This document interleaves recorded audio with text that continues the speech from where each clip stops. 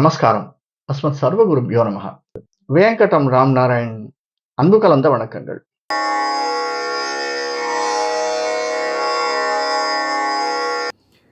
எந்த ஒரு சந்தர்ப்ப சூழ்நிலையும் நமக்கு சாதகமாக்கிக் கொள்ள மனம் விழையும் கன்னிராசி அன்பர்களே, நண்பர்களே, எதிர்வரக்கூடிய 2025 நமக்கு எப்படி இருக்கும்? இது மார்கழி மாதம் பிரதமை திதியில் புதன்கிழமையில் பூராட நட்சத்திரத்தில் எஸ்பெஷலி சுக்கிர தசையில் பிறக்கக்கூடிய இந்த வருடம் நமக்கு எப்படி இருக்கும்? நம்ம ஹஸ்தம், உத்திரம், ஹஸ்தம், சித்திரை 3 நட்சத்திரங்கள் கொண்டது கன்னிராசி. இதில் ஹஸ்த நட்சத்திரம் 4 பாதங்கள், உத்திரம் 3 பாதம், சித்திரை 2 பாதங்கள். மெயினாக ஹஸ்தம், சித்திரை, உத்திரம், ஹஸ்தம், சித்திரை, கிருத்திகை, உத்திரம், உத்திராடம் சூரியனுடைய கால். நம்ம சூரிய திசையில் பிறந்திருப்போம். அஸ்த நட்சத்திர காலில் சந்திர திசையில் பிறந்திருப்பாங்க. மிருகசீரிஷம், சித்திரை ஆகிட்டும், சித்திரை செவ்வாய் திசையில் பிறந்திருப்பாங்க. ஏன் சொல்கிறேன் அப்படிங்கிறத பார்க்கலாம். அதற்கு முன்னாடி இப்போ நம்முடைய இந்த பொசிஷன், கிரக பொசிஷன் இந்த வருடம் ஆரம்பிக்கச்சு எப்படி இருக்குது? நம்முடைய லக்னமும் கன்னியா லக்னம் தான் இந்த வருடம் ஆரம்பிக்கிறது.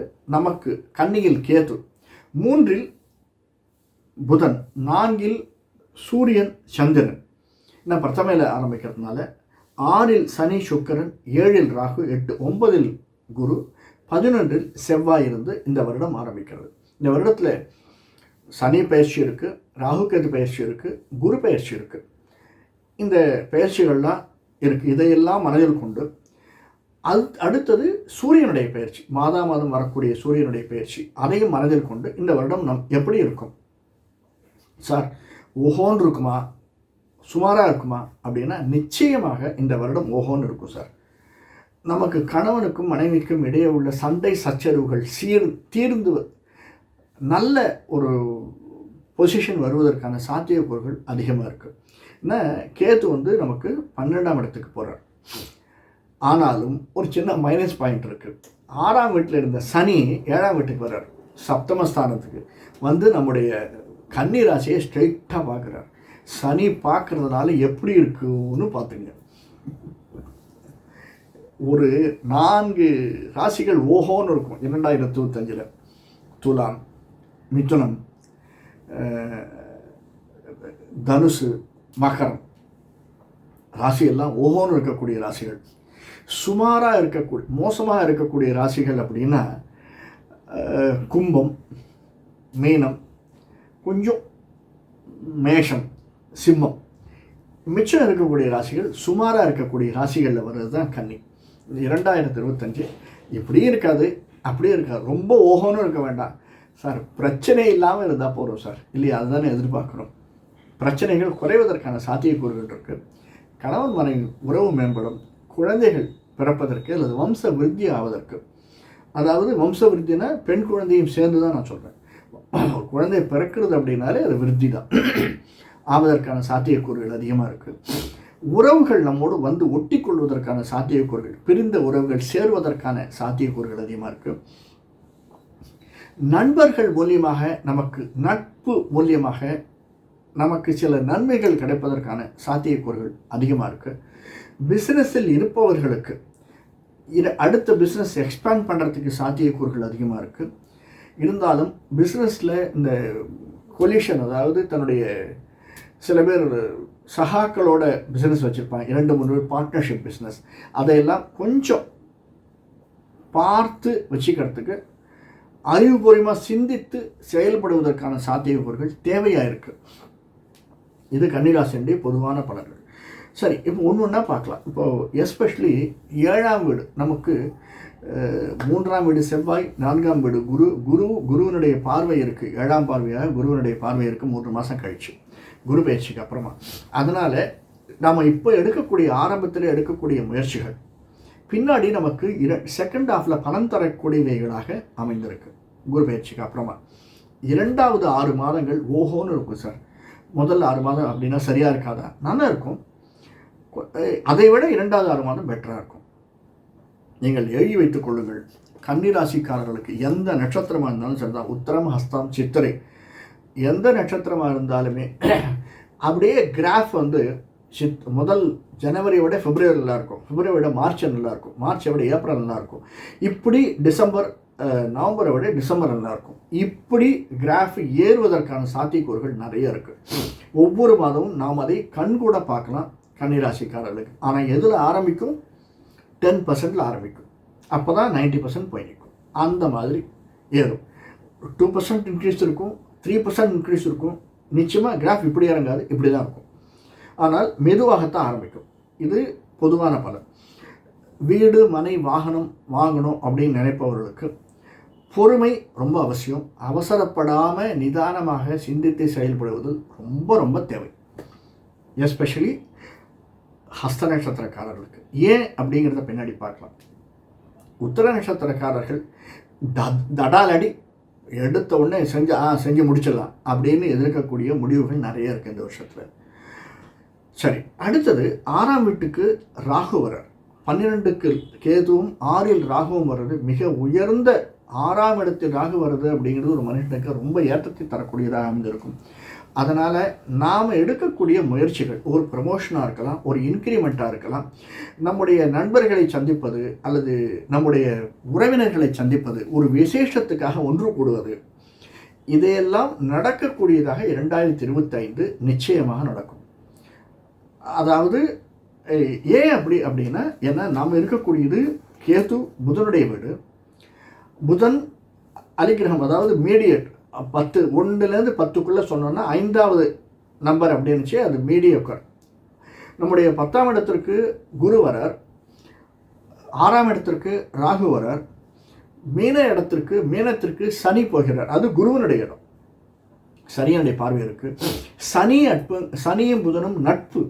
இதையெல்லாம் வைத்து பார்க்கும்போது நமக்கு, அதாவது இன்னும் சொன்னோன்னா 2 வருஷம் ஆச்சுட்டேன் நான் ட்ரான்ஸ்ஃபரில் திருநெல்வேலி வரைக்கும் போனேன், எனக்கு செங்கல்பட்டுக்கு திரும்பி ட்ரான்ஸ்ஃபர் வேணும்னு நாம் போய் அப்ரோச் பண்ணோம்னா, யாரை அப்ரோச் பண்ணோம்னா கவர்மெண்ட் ரிலேட்டட் எம்ப்ளாயிஸ் யாராவது பைசா கொடுத்து அப்ரோச் பண்ணோம்னா, ஏன்னா 10ஆம் வீடு புதனுடைய வீடு, அப்ரோச் பண்ணணும், அதை பைசா கொடுக்கணும். குரு அங்கே இருக்கார், நமக்கு செலவழிக்கணும், பைசா கொடுத்து அப்ரோச் பண்ணோம்னா நமக்கு வருவதற்கான சாத்தியக்கூறுகள் இருக்குது.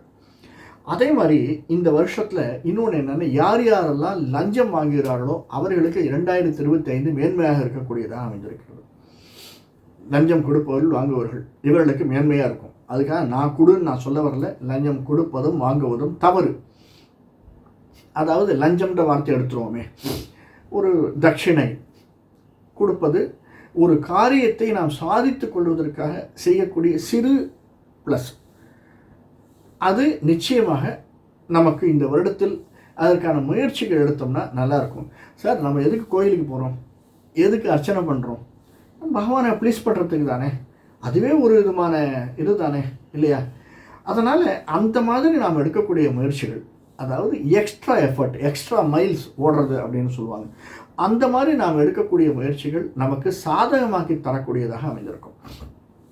இன்னும் சொன்னோன்னா, திரைத்துறையில் இருப்பவர்கள் ஒரு தரத்துக்கு 2 தரம் போய் அப்ரோச் பண்ணுறது, உட்காந்து டயர்டாக போய் உட்காந்துடாமல் போய் அப்ரோச் பண்ணுறது அப்படின்னு திரும்ப சம்மட்டியால் அடிப்பது அப்படின்ற அந்த மாதிரி திரும்ப ஒரு காரியத்தை நாம் செய்து கொண்டே இருந்தோமையானால் நமக்கு லாபம் நிச்சயமாக உண்டு.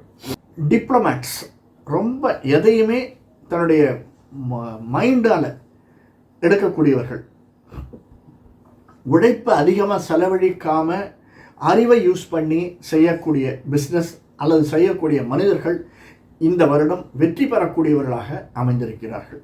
இது 2வது. அடுத்தது நம்ம மெயினாக பார்க்கணுன்னா, ஆர்ட்ஸ் அண்ட் கிராஃப்ட்ஸ், கைவினை தொழிலாளர்கள், அவர்களுக்கு இந்த வருடம் ஏற்றம் தரக்கூடியதாக அமைந்திருக்கு. யாருக்கு சார் இல்லை? மெடிசன் லைனில் இருக்கிறவர்களுக்கு, அந்த மெடிசன் ஷேர்ஸ் வாங்குறவர்களுக்கு அல்லது மெடிக்கல் ரெப்பாக இருக்கிறவர்களுக்கு, இவர்களுக்கெல்லாம் இந்த கன்னிராசிக்காரர்கள் கொஞ்சம் யோசித்து அந்த தொழிலில் ஈடுபடுவதும் அந்த செயலில் செய்வதும் அதனால் ஏற்படக்கூடிய சில உபாதைகளும் வருவதற்கான சாத்தியக்கூறுகள் அதிகமாக இருக்குது. அப்படின்னா நமக்கு இந்த உடம்பிற்கு வரக்கூடிய உபாதைகள் என்னென்ன அப்படின்னு மெயினாக பார்த்தோம்னா, நரம்பு தளர்ச்சி அல்லது இந்த செல்ஸ், அதனால் இழப்பு, செல் இழப்பு, உள்ளுக்குள்ளே இருக்கக்கூடிய சிவப்பணுக்கள் அதனுடைய இழப்பு குறைவது, அதனால் ஏற்படக்கூடிய வினைகள், விளையக்கூடியது. நரம்பு தளர்ச்சி அப்படின்னா கை கால்கள் ஓய்ந்து போதல், அப்படி டயர்டாகிடுறது, இதையெல்லாம் இந்த கன்னிராசிக்காரர்களுக்கு கொஞ்சம் அதிகமாக இருக்கும். காது சம்பந்தப்பட்ட காது அடைக்கிறது அப்படிங்கிறது அந்த மாதிரி. அதே மாதிரி கணுக்கால் தசை பிடிப்பு அதிகமாக வரக்கூடியது, வெடிப்பு அதிகமாக வரக்கூடியது, இதையெல்லாம் இந்த கன்னிராசிக்காரர்கள் நிச்சயமாக உபாதைகளாக கொள்ள வேண்டும். அதற்குரிய முயற்சிகள், அதற்குரிய செலவினங்கள் நம்ம முன்னாடியே எப்படி பிளான் பண்ணிக்கிறது அப்படிங்கிறது, இன்சூரன்ஸ் எடுத்துக்கிறது, வெல்த் இன்சூரன்ஸ் எடுத்து வச்சுக்கிறது, நம்ம ஒரு சேஃப் டெபாசிட்டில் வச்சுக்கிறது. நம்ம கையில் இருக்கக்கூடிய பணத்தை, என்ன கையில் பணம் இருந்ததுன்னா செலவழிச்சுட்டே இருக்கும், போயிட்டே இருக்கும், நிற்கவே நிற்காது. அதை இப்போ நம்ம கையில் பணம் இருக்குது அப்படின்னா ஏதோ ஒரு இடத்துல அதை கையில் இல்லாமல் ஒரு சேஃபாக இருக்கக்கூடிய வழிவகை செய்பவது அப்படிங்கிறது நல்லதை கெட்டது. அது நீங்கள் லோன் வாங்கினா கூட நல்லது தான். ஏன்னா நம்ம லோன் வாங்குகிறோம், ஒரு வீடு வாங்குறதுக்கு லோன் வாங்குகிறோம், ஒரு கார் வாங்குறதுக்கு லோன் வாங்குகிறோம். அந்த மாதிரி லோன் வாங்கினா கூட அதுவும் செலவு, ஆனால் நமக்கு ஏற்படக்கூடிய வரவு. ஏன்னா கன்ஸ்ட்ரக்ஷன் பிஸ்னஸில் ஓஹோன்னு இருக்கணும். 3ஆம் வீடு செவ்வாயினுடைய வீடு, 3க்கும் 8க்கு உடையவன் செவ்வாய். அவன் செவ்வாய் எங்கே வரான்? 6, 8, 12 வரும்போது, ஏன்னா இந்த நமக்கு செவ்வாயினுடைய முதல் 6 மாதங்கள் ரொம்ப ஓஹோன்னு இருக்கக்கூடிய 6 மாதங்களாக இருக்குது. அதனால் அந்த பிஸ்னஸ் செய்பவர்கள், விவசாயம் செய்பவர்களுக்கு நல்ல ஒரு ஏற்றத்தையும் மாற்றத்தையும் தரக்கூடியதாக 2025 அமைந்திருக்கிறது. நான் வேற ஒரு தனி காணொலி போட்டிருக்கேன். 2025 யார் யாருக்கெல்லாம் மோசமாக இருக்கும் அப்படின்னு ஒரு காணொலி, பொது காணொலி. அது தவிர இன்னொரு காணொலி என்னென்னா, இந்த மார்ச்லேருந்து மே மாதம் 2 வரைக்கும் 6 கிரகங்கள் ஒரே இடத்துல வருது. சந்திரன் சூரியன், சனி ராகு, புதன் வெள்ளி சுக்கிரன், கிட்டத்தட்ட ஒரு மாதம் 1.25 மாதம் அங்கேயே இருக்காங்க. அதனால் நமக்கு ஏற்படக்கூடிய, அதில் அதிகமாக தாக்கத்தை ஏற்படுத்தக்கூடியது கன்னிராசிக்கு தான். ரொம்ப வைப்ரேஷன் அதிகமாக இருக்கக்கூடியது, ஏற்றத்தாழ்வுகள் அதிகமாக இருக்கக்கூடியது, வாலட்டைலாக இருக்கக்கூடியது இந்த வருடம். அந்த 2 மாதங்கள் ரொம்ப நிதானத்தை இழக்காமல், நேர்மையை விட்டு விடாமல் நாம் செயல்பட்டோமையான ரொம்ப ஓஹோன்னு இருக்குது சார். எஸ்பெஷலி இந்த வருடம் 2025 9 அப்படிங்கிறதுனால நவகிரகங்களும் நமக்கு நன்மையை செய்யக்கூடியவைகளாக அமைந்திருக்கிறது. இதில் இந்த ட்ரக்ஸ், மெடிசின் அதை வாங்கி விற்பவர்களுக்கு சில சங்கடங்கள் வரலாம். அப்படி இருப்பவர்களுக்கு பல பிரச்சனைகள் வருவதற்கான ட்ரக்ஸ் அப்படின்னா உங்களுக்கு புரிஞ்சிருக்கும். அதனால் ஏற்படக்கூடிய விளைவுகள் அதிகமாக இருக்கக்கூடியதாக 2025 அமைந்திருக்கிறது. அது மட்டுமல்ல, இந்த பொருளை உற்பத்தி செய்பவர்கள் யாராக இருந்தாலுமே அந்த உற்பத்தி ஸ்தானம், உற்பத்தி செய்பவர்களுக்கு பிரச்சனை வரக்கூடியதாக அமைஞ்சிருக்கிறது. விவசாயம் இருக்கலாம், கன்ஸ்ட்ரக்ஷன் ஒரு பொருளை உற்பத்தி செய்கிறாங்க, அல்லது ஒரு மேனுஃபேக்சரிங் பிளான்ட்டு உற்பத்தி செய்கிறாங்க. அந்த இடத்துல சின்ன பிரச்சனைகள் வருவதற்கு முன்னாடியே அந்த மாதிரி பிஸ்னஸ், அந்த இடத்துல பிஸ்னஸ் இருப்பவர்களுக்கு ஒரு இழப்பு வருவதற்கான சாத்தியக்கூறுகள் அமைந்திருக்கின்றன.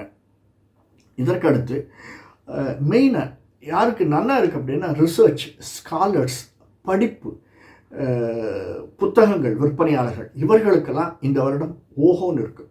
கன்னிராசிக்காரர்களுக்கு அபரிமிதமான லாபம் வரக்கூடியதாக, நல்ல செய்கை நடக்கக்கூடியதாக அமைஞ்சிருக்கு. சரி சார், இப்போ நம்ம முக்கியமாக நமக்கு உத்தரம் ஹஸ்தம் சித்திரை இருக்கிறவர்களுக்கு ராகு திசை, குரு திசை, சனி திசை, இதுதான் மெயினாக இருக்கும். இந்த 3 திசையில் இருக்கிறவர்களுக்கு தான் அதிகமாக இருக்குது. கடைசியில் சில பேருக்கு புதன் திசை ஒரு 20, 36, 56, 55, 50 வயசுக்கு மேலே சில பேருக்கு புதன் திசை வரலாம். மெயினாக ராகு, குரு, சனி இருக்கக்கூடியது. ஏன்னா குரு 10ஆம் இடம், குரு திசையில் இருப்பவர்கள்.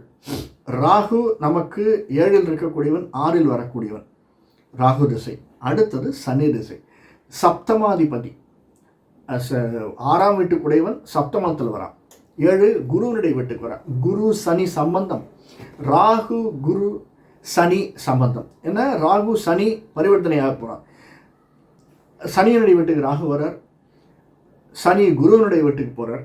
குரு நமக்கு 10ஆம் அதிபதி, அதாவது 4ஆம் வீட்டுக்குடையவன் 10ல் உட்காந்துருக்கான், நம்முடைய 4ஆம் வீட்டை பார்க்குறான். அது புதனுடைய வீடு, நமக்கும் புதனுக்கும் சம்பந்தம் உள்ளது.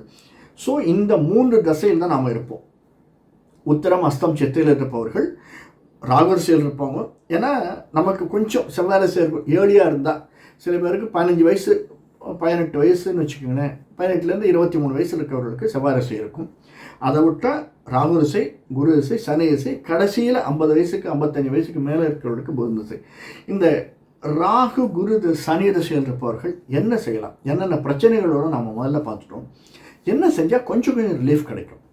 மெயினாக நம்முடைய குருவாக நினைக்கக்கூடியவர்கள் யாராக இருந்தாலும் அவர்களை சென்று வணங்கி வர்றது ரொம்ப நல்லது. நான் முதல்ல தனியாகவே சொல்லியிருப்பேன். நான் கன்னி ராசிக்காரர்களுக்கு, உத்தரஹஸ்த நட்சத்திரக்காரர்களுக்கே சொல்லியிருப்பேன். அதனால் எஸ்பெஷலி குருவை சென்று வணங்கி வருது. இந்த ஒரு வருஷத்தில் நம்ம குருவுடைய தசையை போக்கணும் அப்படின்னா, குருவாக நினச்ச யாராக வேணாலும் இருக்கலாம். அது திருச்செந்தூர் முருகனாக இருக்கலாம், தட்சிணாமூர்த்தியாக இருக்கலாம், நமக்கு குருவை நம்ம ஆஞ்சநேயர் நினச்சிருக்கலாம், ராகவேந்தர் நினச்சிருக்கலாம், விநாயகரை நினச்சிருக்கலாம், நம்மளுக்கு வழிகாட்டக்கூடிய ஐயப்பனை நினச்சிருக்கலாம், ஐயனா நினச்சிருக்கலாம். நம்முடைய எல்லை தெய்வம், ஊரில் இருக்கக்கூடிய எல்லை தெய்வம் தான். சார் நான் ஊரை விட்டு வெளியில் வரைச்சி எல்லை தெய்வத்தை வணங்கிட்டு தான் வெளில வருவேன். அந்த எல்லை தெய்வம் தான் எனக்கு வழிகாட்டக்கூடியது. அப்படி இருக்கக்கூடிய யார் யாரெல்லாம் வழிகாட்டி நாம் நினைக்கிறோமோ அந்த குருவை பிடித்து கொள்ளுங்கள். சார் பிடிச்சுக்கணும்னு என்ன பண்ணுறது, இந்த ஒரு வருஷம் கிட்டத்தட்ட அந்த வியாழக்கிழமைகளில் எப்போல்லாம் முடிகிறதோ நாம் சென்று வணங்கி வருதல்.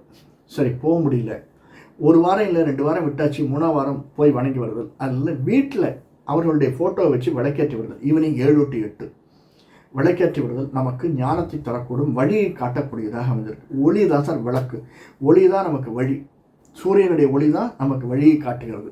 அதனால் நம்ம விளக்கேற்றி அதனால தான் நம்ம விளக்கேற்ற சொல்கிறோம். அதுதான் மெயின், விளக்கேற்றுதல் ரொம்ப மெயின். வீட்டில் நிச்சயமாக நெய் விளக்கோ எண்ணெய் விளக்கோ, பஞ்ச எண்ணெய் மிக்ஸ் பண்ணாதீங்க தயவு செஞ்சு. சிங்கிள் எண்ணெய் போடுங்க, நல்லெண்ணெய் போடுங்க அல்லது நெய் போடுங்க. விளக்கேற்றி வருதல் ரொம்ப ரொம்ப ஏற்றத்தை தரக்கூடியதாக அமைந்திருக்கும். அடுத்தது, உங்களால் முடிஞ்சதுன்னா எப்பப்பெல்லாம் வீட்டில் முடியுமோ சாம்பிராணி புகை போடுங்க. சாம்பிராணி புகை, இந்த ராகு திசையில் இருப்பவர்களுக்கு சாம்பிராணி புகை போட்டு வருதல் அப்படிங்கிறது ரொம்ப நல்லது. ஏற்றத்தையும் மாற்றத்தையும் தரக்கூடியதாக அமைந்திருக்கும். வீட்டில் ஒரு நல்ல நிகழ்ச்சி நடக்க போகிறது அப்படின்னா முதல் நாள் சாம்பிராணி புகை போடுங்க. அன்றைக்கி சாம்பிராணி புகை, அந்த தூபம், சாம்பிராணி தூபம் போடுதல் அப்படிங்கிறது ரொம்ப நல்லது. இதற்கடுத்து சனி திசையில் இருப்பவர்கள் தவறாமல் சனிக்கிழமைகளில் விநாயகரை சென்று வணங்கி வருதல் மிக மிக ஏற்றத்தையும் மாற்றத்தையும் தரக்கூடும். கட்டாயம் போய் வணங்குவாங்க. சரி, விநாயகர் அப்படி இல்லை அப்படின்னா பக்கத்தில் இருக்கக்கூடிய சனியனுடைய ரெப்ரசன்டேட்டிவாக யாரை வணங்கினால நம்ம சனியே வணங்கலாம். அல்லது ஆஞ்சநேயர், ராமர் லக்ஷ்மணர் சீதையோடு இருக்கக்கூடிய ஆஞ்சநேயர் வணங்கி வருதல் மிக மிக ஏற்றத்தையும் மாற்றத்தையும் தரக்கூடியதாக அமைந்திருக்கிறது. நமக்கு சனி திசை. புதன் திசை அப்படிங்கிறது பெருமாள். எந்த இடத்துலலாம் நம்ம பெருமாளை பிடிச்சிக்க முடியுமோ கெட்டியாக புதன் திசையில் இருப்பவர்கள் பெருமாளை பிடித்துக் கொள்ளுங்கள். பெருமாளை பிடித்து கொள்ள முடியாதவர்கள் லக்ஷ்மியை அல்லது அம்பாளை பிடித்துக் கொள்ளுங்கள். ஒரு தரம் மதுரை, காசி விசாலாட்சி, காஞ்சி காமாட்சி, மதுரை மீனாட்சி, இந்த 3 இடத்துல ஏதாவது ஒரு இடம் இந்த வருடத்தில் சென்று நம்முடைய எங்கேயாவது அர்ச்சனை பண்ண முடியும்னா அர்ச்சனை பண்ணுங்க. இல்லைன்னா ஒரு 2-3 மணி நேரம் அங்கே இருந்து செலவழித்து விட்டு வாருங்கள். முடிஞ்சால் யாருக்காவது தான தர்மம் பண்ணுங்கள். சனி திசையில் இருப்பவர்கள், ராகு திசையில் இருப்பவர்கள், இல்லை ஈவன் புதன் திசையில் இருந்தாலுமே தான தர்மம் பண்ணுற போது இப்போல்லாம் யாரும் சாப்பாடு கேட்குறதில்ல, காசை கொடுத்துருங்கன்றாங்க. சில்லறையாக கொடுங்க, நோட்டாக கொடுக்காதீங்க. 50 பைசா, 1 ரூபா, 5 ரூபா, 10 ரூபா சில்லறையை கொடுங்க. அந்த இரும்பு சம்பந்தப்பட்ட சில்லறையாக அவர்களுக்கு தானம் வழங்கி வாருங்கள். ரொம்ப மிக மிக நல்லது. இன்னும் ஒருபடி மேலே போய் சனி திசை இருப்பவர்களுக்கு யாருக்காவது தானம் வழங்கணும்னு நினச்சிங்கன்னா, இந்த ஐயப்பன் கோயில் போகிறாங்க இல்லையா, அவர்களுக்கு நான் ஒரு 10 வேஷ்டி வாங்கி தரேன். நீளத்துலையோ அல்லது கருப்புலையோ வேஷ்டி வாங்கிட்டாங்க.